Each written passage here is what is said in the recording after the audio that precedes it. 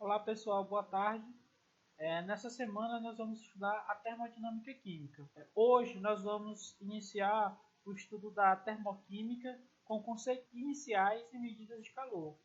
Logo após essa videoaula vamos ter outra videoaula com a segunda parte, onde vamos estudar variação de entalpia e também a lei de Hess. Então pessoal, a termoquímica é o estudo das trocas de calor durante as reações químicas, processos físicos como a transformação de fases e dissolução de sólidos. Um exemplo básico aí de uma reação química é a combustão da madeira. A madeira está reagindo com o gás de oxigênio do ar, que é o comburente, para produzir gás carbônico e água. Toda combustão é assim: um combustível reagindo com oxigênio para produzir gás carbônico e água.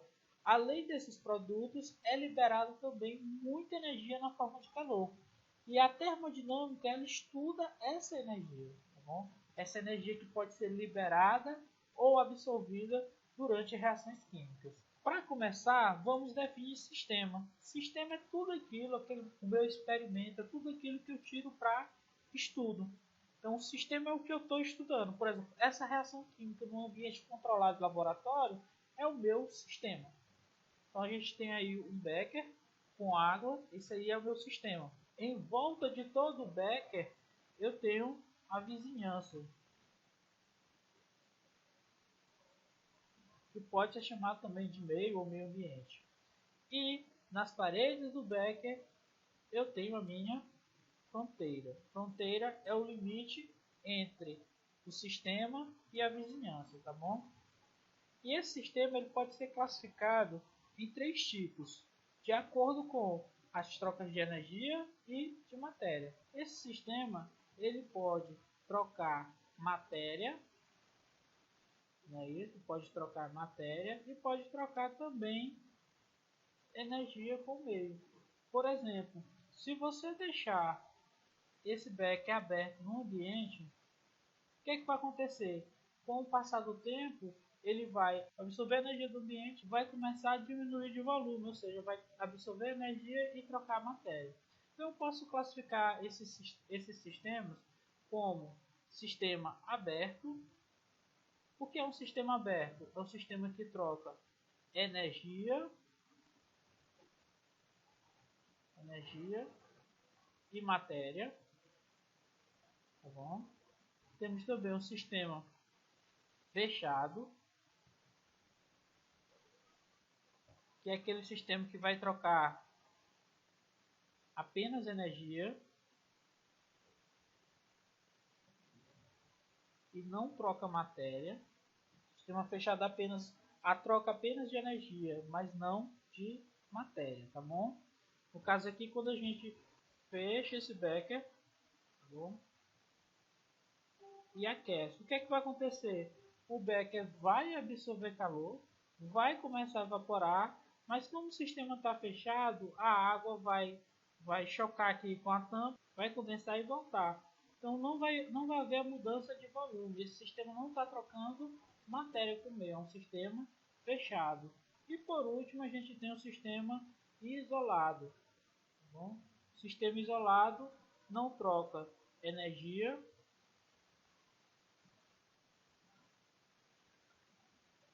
também não troca matéria. Tá bom? É o sistema também conhecido como sistema adiabático, é o sistema que não troca energia nem matéria. Esse sistema é um sistema ideal, não existe na natureza. O mais próximo dele que a gente tem, por exemplo, na nossa casa, são as garrafas térmicas. Processos exotérmicos e endotérmicos. Existem algumas reações, como no primeiro exemplo aí, a respiração celular, onde eu tenho a glicose reagindo com oxigênio para produzir gás carbônico, água e calor. E temos também o inverso da respiração, que é a fotossíntese, onde a gente tem o gás carbônico e a água absorvendo o calor do sol para produzir glicose e oxigênio. Prestando atenção aqui nessas reações, a gente vê que uma é o inverso da outra e que na respiração a energia está sendo liberada para o meio, que é um processo de combustão, tem o oxigênio que está sendo produzido gás carbônico e água e calor. Então, a energia é liberada para o meio, enquanto que na fotossíntese, a energia, o calor é absorvido do meio, é absorvido do sol. A energia solar produz calor suficiente para que a reação de fotossíntese ocorra. Essas reações, elas podem ser classificadas em dois tipos em relação ao calor. Reações que liberam calor para o meio, eu chamo de exotérmica. E reações que absorvem calor do meio, eu chamo de endotérmica. Então, muito simples. Reações que liberam calor para o meio são reações exotérmicas. Exo significa para fora. Lembra lá da biologia? Exoesqueleto, esqueleto do lado de fora do corpo. Enquanto que reações endotérmicas, elas absorvem calor do meio. Durante um processo de reação química, sempre, nas reações endotérmicas, o calor vai estar do lado dos reagentes. Aqui, ó, o calor antes da setinha. Então, um processo endotérmico. Enquanto que nos processos exotérmicos, no exemplo aí a respiração, o calor ele está do lado dos produtos, está sendo liberado. Energia nos produtos, exotérmica, energia nos reagentes, endotérmica. Então a gente tem dois exemplos simples. A queima do álcool etílico. O álcool etílico é C2H6O, líquido, reagindo, não é queima, é reação de combustão. Então ele vai reagir com O2 gasoso para produzir gás carbônico, gasoso também, mais água, na forma gasosa, porque tem quente, né? Água e calor. A reação de combustão libera calor. Então, essa é a reação química da queima do álcool etílico, a reação de combustão. Observe que nas reações termodinâmicas, igualmente na reação a gente tem que colocar as substâncias, os reagentes e produtos. Temos por obrigação que colocar o estado de agregação que ela está, se é líquido, se é gasoso, se está em meio aquoso. Temos que colocar a proporção molar nos coeficientes. Por último, temos que dizer a quantidade de calor que está sendo absorvida ou liberada, tá bom? A segunda reação é a reação de obtenção do cal virgem. Então a gente tem o carbonato de cálcio sólido, absorve calor, é aquecido, e vai produzir óxido de cálcio mais gás carbônico. Então, o que a gente pode observar nessas duas reações? Na primeira delas, o calor está do lado dos produtos, enquanto que na segunda, o calor está do lado dos reagentes. A primeira é uma reação que está liberando calor, é exotérmica, e a segunda é uma reação que está absorvendo calor. Se ela está absorvendo, é endotérmica. Nos processos físicos, eu tenho a mudança de fase da água, como exemplo. Então, quando a água passa de gelo para água líquida e passa do estado líquido para o estado de vapor, nesse processo ela vai precisar absorver calor do meio. Então são processos endotérmicos. Quando o gelo derrete e forma água, a gente tem a fusão. Enquanto que da água líquida para o vapor, eu tenho a vaporização. Enquanto que no sentido inverso, o vapor de água sendo resfriado, se transformando em água líquida, e a água líquida sendo resfriada, perdendo calor e se transformando em gelo, nessa perca de calor, é um processo exotérmico. Então, passagem do vapor de água para líquido eu chamo de liquefação ou condensação.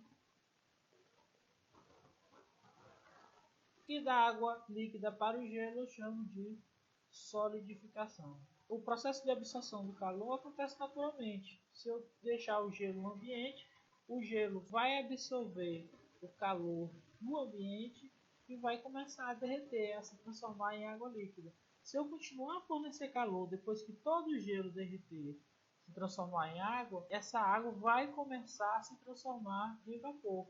Enquanto que quando eu retiro o calor do vapor, o vapor tende a condensar. E se eu continuar tirando o calor desse vapor condensado, que é água líquida, ela vai congelar e formar o gelo. O exemplo é do processo de fusão. A água no estado sólido absorve calor e vira água líquida. Enquanto que na solidificação, que é o processo contrário, ó, fusão, solidificação, a água líquida vai se transformar em água sólida, liberando calor para o ambiente. Medidas de calor. O calorímetro é o equipamento que mede o calor nas transformações físicas e químicas. Mas o que é o calor? O calor nada mais é do que energia em movimento. Quando eu tiver energia se movimentando no sistema, eu tenho calor. Sempre esse movimento vai ser do lado de maior temperatura para o de menor temperatura, tá bom? Sempre o movimento do calor vai ser do lado de maior temperatura para o lado de menor temperatura. Acredito que vocês já estudaram isso em física. No calorímetro a gente tem as paredes com isolamento térmico para simular um sistema isolado, tá bom? A gente tem um termômetro que vai medir a temperatura, a variação de temperatura da água que está dentro de um cilindro. Dentro desse cilindro com água, a gente tem um frasco onde vai ocorrer a reação química. Tá bom? A gente tem um agitador da água para homogeneizar a temperatura da água aqui, e uma vara de ignição, uma vareta por onde vai passar fios elétricos que vai soltar a faísca para que a reação de combustão, a reação aconteça dentro do frasco de reação. E o que é que o calorímetro vai medir? A variação da temperatura da água durante esse processo. A água vai absorver ou liberar calor para esse meio reacional. E aí a gente vai verificar durante esse processo a variação da temperatura da água por essa reação, onde o Q é a quantidade de calor, o M é a massa da solução que está aqui dentro, a substância, a solução que está aqui dentro do meu frasco de reação, o C é o calor específico da água, no caso, que é 1, e o ΔT é a variação de temperatura. Aqui, massa total da solução, calor específico para a água, o calor específico é 1 caloria por grama grau Celsius. Isso significa que quando eu aquecer 1 grama de água a 1 grau Celsius, eu vou ter 1 caloria. A capacidade calorífica diz isso. E a variação de temperatura é a temperatura final do processo menos a temperatura inicial. E a unidade? A unidade, a gente tem duas unidades que a gente trabalha. O Joule, que é a unidade SI do Sistema Internacional de Medida, e a caloria, que é a unidade usual. Uma caloria é 4,18 joules. Então, toda vez que pedir para você transformar caloria em joule, uma caloria vai ser igual a 4,18 joules. Enquanto que uma quilocaloria, tá bom, vai ser 4,18 quilojoules. Lembrando, quilocaloria 10 é 1000 vezes maior do que a caloria. E quilojoule é 1000 vezes maior do que o joule. Para terminar a aula de hoje, vamos fazer um exemplo. Um calorímetro contém 400 gramas de água. Nele ocorre uma reação que provoca o aquecimento dessa água a uma temperatura inicial de 20 graus Celsius.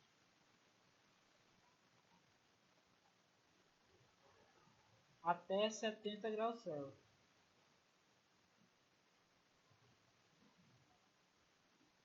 qual a quantidade de calor liberada na reação? Dado que o equivalente em água do calorímetro é 20 gramas. O que é esse equivalente? Esse equivalente em água é a quantidade de energia que as partes do calorímetro absorveu transformado em água. Então eu vou adicionar a massa de água aqui, mais 20 gramas. E a capacidade calorífica da água, como a gente já falou, é 1 caloria por graus Celsius. Tá bom? Então, a gente, nas questões de termoquímica, a maioria das vezes, o C vai ser da água, vai ser 1. Então, vamos calcular aqui. Quantidade de calor é M vezes C vezes delta T. A quantidade de calor vai ser o M. Quem é o M? 420 vezes o C, que é 1 vezes a variação de temperatura. Qual é a variação de temperatura? 70, que é a temperatura final, menos a temperatura inicial, que é 20. Quantidade de calor vai ser 420 vezes 1 vezes 50. Quantidade de calor vai ser 21.000, com uma capacidade de calorificação dada em caloria, 21.000 calorias. Ou simplesmente 21 quilocalorias. Tá?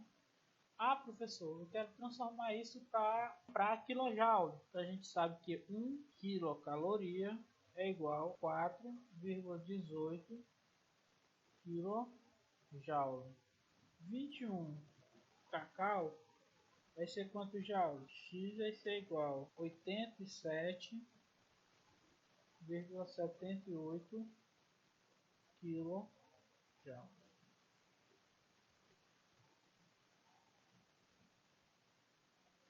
A resposta pode ser uma dessas três respostas, ou 21.000 calorias, ou 21 cacau, ou 87,78 kJ. Então, pessoal, como diz um amigo nosso, né? Bons estudos, né? E fique em casa.